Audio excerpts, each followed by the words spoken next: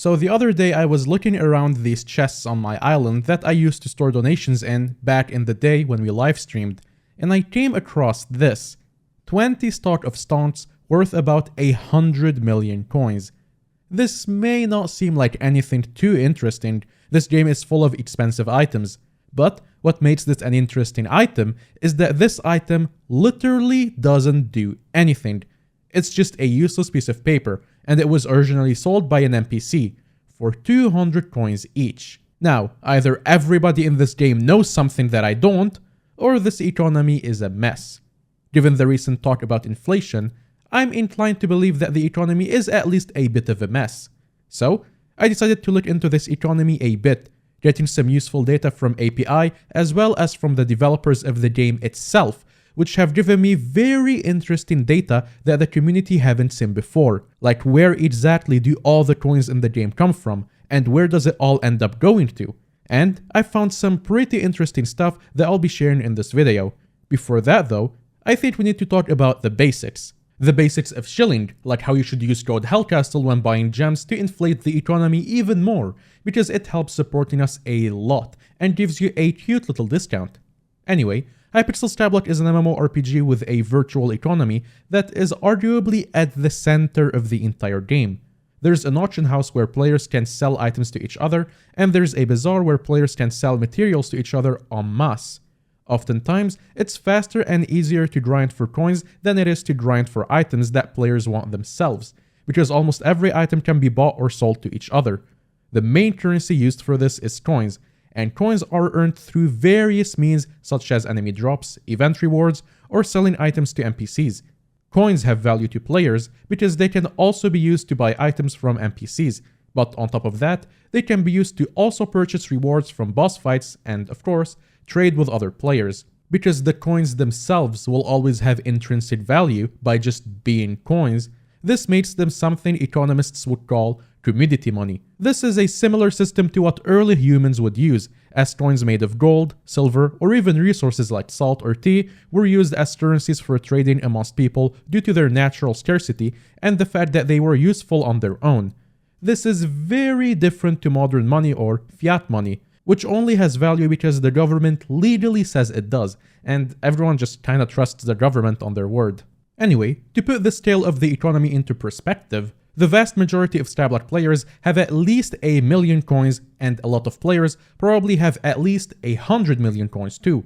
The most expensive sword in the game is the Hyperion, which is currently worth 750 million coins, and there are many more items worth hundreds of millions of coins that players want all the time because they're either really good or just a big flex item. Hopefully this should help you understand the scale of what I'm talking about in this video if you haven't played in a while or if you literally never heard of this game in your life. Many items in the game have a cost to get them. For example, opening loot chests at the end of dungeons costs more coins depending on how good the items inside are. However, the cost to obtain items is often a lot less than the cost players sell to each other. This is because Skyblock can best be described as a free market economy, where anyone can buy or sell anything at any price, with a few exceptions to items that cannot be bought, sold, or traded, but we're not gonna talk about those because this is a video about the economy.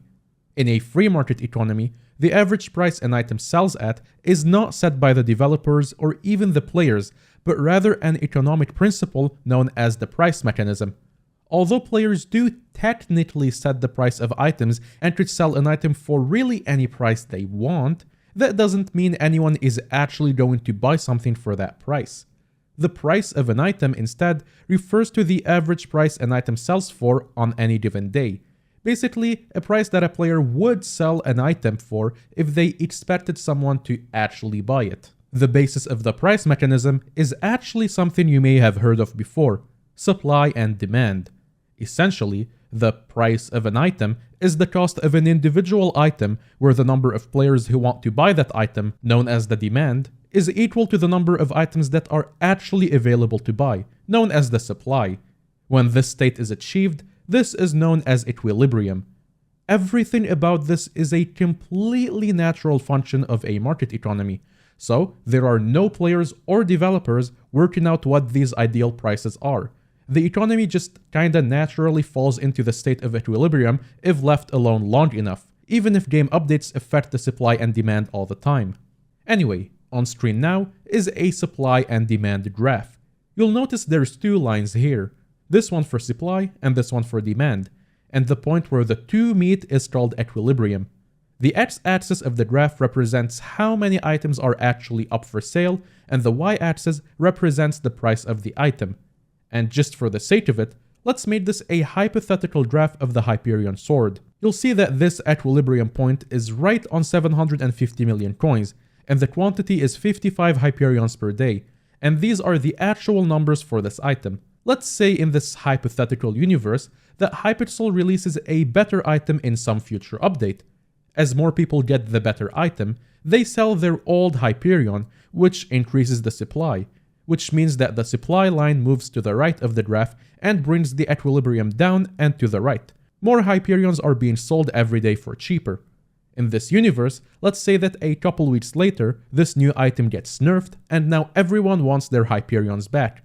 The supply goes back down to normal because suddenly nobody is trying to sell their old one anymore, and the demand line moves to the right instead, which brings the price up. More people are buying more Hyperions for more coins. Obviously that's very simplified, but you get the idea. I suppose this video has become more about explaining economics through Hypixel Skyblock, but whatever. Let's now talk about Skyblock's own economy as a whole. It's a little difficult to put numbers on a virtual economy because nobody is really counting anything and there is no central government counting all the coins being moved around every day and then publishing this info yearly. In the real world, we usually measure economies in terms of GDP, essentially the value of everything an economy produces within a year. Without that data though, the best we can do is look at the publicly available data of things sold on the bazaar and auction house to get an idea of how many coins are being circulated. Luckily, I have all of this data compiled by some lovely, amazing people who made websites that track these sorts of statistics. So, at the time of recording, about 1.1 trillion coins are being spent in the bazaar every day, and in the last year at the time of recording, 287 trillion coins were spent in total. Similarly, I also have this data for the auction house monthly, which is on screen now. It's cool to see how the entire first month of Skyblock only saw 27 million coins spent in the auction house, an amount easily earned by a lot of players in about an hour today. It wasn't until the Dwarven Mines and Floor 7 updates that there were really that many expensive items to sell, and that is around the time we see auction house numbers in the tens of trillions. And currently, the auction house sees an estimated 30 to 40 trillion coins per month of activity, totaling 488 trillion coins in the last year. Skyblock also has a premium currency, gems, which can be used to buy items that can be sold to other players for coins, but coins themselves cannot be purchased directly. If we take the price of booster cookies as some sort of baseline, we can work out that 3 million coins are worth about $1, and applying that to the bazaar means that in the last year, approximately $95,700,000 was traded between players. A further 143,389,000 USD was traded around the auction house too, totaling $245 million in a single year between both markets. Although this number is in no way comparable to a GDP, if it were, it would still be a bigger economy than 3 real-world countries, Tuvalu, Montserrat, and Nauru, just barely falling short of Kiribati. In any economy, inflation is a concern, both in virtual worlds and our real world. Inflation is when the prices of basically everything increases over time, and it can get really out of hand when it's high. Inflation is usually measured as a percentage over a 1-year period, with the average taken from a bunch of items and services. For example, an inflation rate of 10% means something that cost $1 last year now costs $1.10 today. The main reason inflation happens is a consequence of the way fiat money or commodity money works, because there is never a fixed amount of it. More of it can be printed or created, and because more of it can be printed or created, the currency is also vulnerable to the laws of supply and demand. If too many coins are created somehow, they just become less valuable because as more and more people have the coins to afford expensive items, the more the demand of every item in the game, and as discussed before, this also increases the price of every item in the game. Let's take a look back at that graph of coins being spent per day in the bazaar. You notice any obvious trends? Obviously, the graph continuously goes up over time, and that's partly due to the constant inflation and just more people joining and playing the game over time.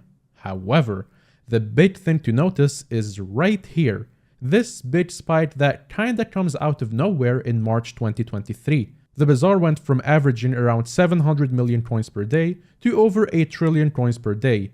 To this day, the bazaar has not had a single day under 1 trillion coins since April 11th, 2023. Even peaking at 1.7 trillion on May 15th.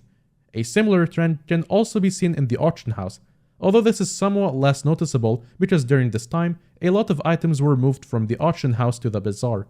But the fact that the auction house reaches its second highest peak the following month, why did this exactly happen? The short answer is a new update, which added some new update items to the bazaar, which naturally will increase how much is spent there all the time. But the more complicated answer is inflation. In February 2023, a new update to Skyblock was released known as the Garden, and it was all about farming. The buffs to farming were insane. If you've seen Technoblade's Potato War video, you'll know he took over 8 months of constant, daily potato farming and full minion dedication to reach 500 million potatoes farmed. Now, there's over 100 players way past 500 million potatoes who weren't even trying, and that's only the ones who have their profiles public. This also applies to basically every farmable item in the game too. So what do you do with literally billions of potatoes? Well, you sell them obviously. But to who? Potatoes don't do a whole lot, so the demand is almost zero. Surely this means their sell price is also basically zero, right? Not exactly. In Skyblock, most items have something called an NPC sell price that NPCs will buy items for, regardless of player-controlled supply and demand. Essentially, for small items, the supply and demand graph looks a lot more like this, because no matter how high supply gets, NPCs have an infinitely high demand at the NPC price. If players try to sell items for cheaper than that, someone else is just going to buy it off of them and sell it back to the NPCs for profit. The NPC sell prices for crops were buffed in an update at the end of March 2023, which more or less quadrupled the sell price of all farming items. It actually got to the point where farming all day was a faster and more consistent method of obtaining most items in the game than actually trying to grind for them yourself. This price for potatoes is 3 coins, which doesn't seem like a whole lot, but according to the bazaar, 81.8 billion potatoes are sold every month on the bazaar, and presumably hundreds of billions more are just instantly sold to NPCs without ever reaching the bazaar. Now, why is this a problem? Because whilst bazaar transactions are between 2 players exchanging coins that already exist, NPC selling actually creates new coins that never existed before. And what happens when a load of new coins are created suddenly? Inflation. Now multiply this NPC selling thing by every crop that exists in the game and you have a recipe for an inflation problem. The inflation this caused is pretty noticeable too. If you look around the price histories of several items that have not had recent drop chance changes, you can see that inflation between February 2023 and July 2023 has been around 40%, which extends to a yearly inflation rate of around 150%. Luckily, this inflation peaked in May and has actually come down following balance changes in May that reduced this NPC sell price by 20 to 25% across the board of crops. These balance changes came with patch notes, which explained that they recognized inflation was becoming an issue, but also believed that players were recognizing the fact that inflation existed and were manually increasing prices of everything out of panic more than anything. Whatever the case, inflation appears to have settled down now, although prices remain around 40% higher than they were 4 months ago to this day. However, there is an opposite force to coin generators known as coin sinks. A coin sink is any part of the game where coins are taken away from a player and then not given back to any other player, removing them forever. These are really the only tool available to combat inflation to developers, but they luckily make inflation easier to manage than real-world economics. When looking to combat inflation, there are two main numbers to consider: total coins generated and total coins synced over a period of time. If the numbers of coins generated is larger than the number of coins synced, you get inflation and everything gets more expensive. But if the number of coins sunk is larger than the number of coins generated in a time period, the game will actually experience deflation, in which the economy gets smaller and the prices of everything in the game decreases. Both of these scenarios have their own issues, which is why developers try to aim for a balance between the two, although slightly more on the side of inflation, because coin generation increasing is expected when new updates are released. These numbers of coins generated and coins sunk are not available to the public, unfortunately, but luckily for you, I actually do have access to some of this data directly from the game's developers. So, special thanks to everyone at Hypixel for getting that data for me and allowing me to share it, especially Jaya Varman. In the last month, which I believe to be the time period between 11th of June and 11th of July, a total of 21.7 trillion coins were generated from all game sources. In contrast, 16.6 trillion coins were sunk through all sources, meaning that the economy grew by 5.1 trillion coins within that month. To break it down further, of the coin generators, 11.9 trillion coins came from NPC selling, 7.09 trillion from automated shipping, 968 billion from interest payments on coins stored in the bank, 120 billion from special events, 109 billion from the scavenger enchantment, 107 billion from skill level up rewards, 85 billion from fishing, and about 1.3 trillion from various other smaller sources. The standout thing here is actually automated shipping. If you don't know what that is, it's an upgrade that can be added to minions. These automatic resource generators that automatically sell what they create at a 50 to 90% of the NPC price. This adds up, as these minions can produce millions of coins worth of items per day. A lot of these coins can be from players who haven't played in months suddenly coming back to a fortune in their minions, but also just a lot of players have these apparently. The 11.9 trillion from NPC selling is also expected as a result of the Garden update. It's probable that this was even higher last month before the sell price nerfs. The coin sinks are a lot more varied. These are 4.63 trillion from dungeon chests, 3.32 trillion from auction fees and dark auctions, most of which is from a special event in the dark auction, 1.88 trillion from a special event, Technoplate Pig event, 1.55 trillion from NPC shops, 1.01 trillion from Shen's auctions, 887 billion from pets, including cat and golden dragons, 831 billion in accessory bank upgrades at Jacobus, 771 billion in bazaar taxes, 563 billion in slayer bosses, 433 billion in bank size upgrades, 385 billion in dying with coins. I'll be honest, I did not expect this number to be this big. Just buy a booster cookies or don't die carrying millions of coins. 277 billion from reforging and upgrading items, and around 1.55 trillion from various smaller sources. Now, to break dungeon chests down further, just for some fun data, 1.45 trillion spent on Necron bedrock chests, 616 billion spent in Sedan's bedrock chests, 457 billion spent in Livid's bedrock chests, 370 billion spent in Necron's obsidian chests, and 340 billion spent in Livid's obsidian chests. Basically, bedrock chests are the king of coin sinks, and it makes sense because they have the best loot. Another thing worth noting is what is believed to be the biggest coin sink in the game according to the developers. Players just quitting the game and never coming back, or getting banned and wiped.